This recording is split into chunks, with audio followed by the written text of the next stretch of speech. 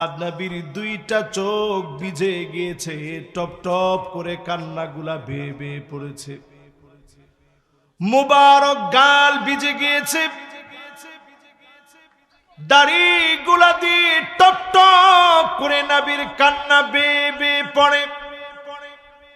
হাত্তা বাল্লাল আর জমিনের ভিতরে নবীজির কান্না টপ টপ করে জোরে জোরে পড়েছে।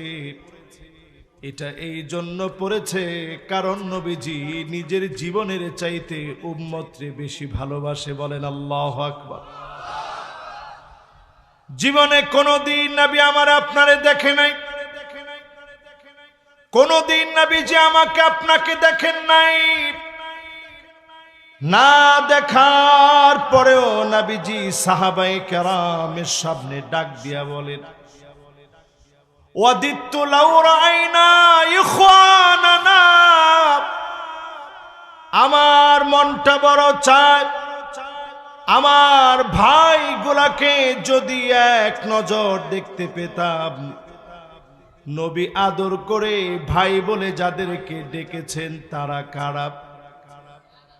জোরে কোন? এখনো মহব্বত তৈরি হয় নাই। সমস্ত আওয়াজ বন্ধ করে দিই,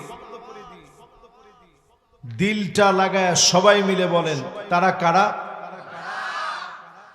নবীজির নামে আমরা অনেক সময় অনেক কথা শুনি, কোন কথা যেন আমাদের আদবের খিলাফ না হয়, কোন কথায় যেন নবীজি সাল্লাল্লাহু আলাইহি ওয়াসাল্লামের সাথে বেয়াদবি না হয়। এজন্য আজকে এই আলোচনাটা আমি আপনাদের এখানে খিদমতে আরজ করতে চাই। নবীজি আমাদেরকে আদর করে ভাই বলে ডাকছেন। জোরে বলেন, কি বলে ডাকছেন? আল্লাহর নবী আমাদেরকে ভাই বলে আদর করে ডাকেন। নবীজি আদর করে আমাদেরকে দেখতে চান। সাহাবায়ে কেরাম ডাক দিয়ে বলেন, ও নবী, আমরা কি আপনার ভাই নই? আল্লাহর নবী বলেন, না, তোমরা আমার ভাই না, বাল আনতুম আসহাবি, তোমরা তো আমার সাহাবী। আমার ভাই হবে তারা মান আমানা বি ওয়া লাম ইয়ারানি,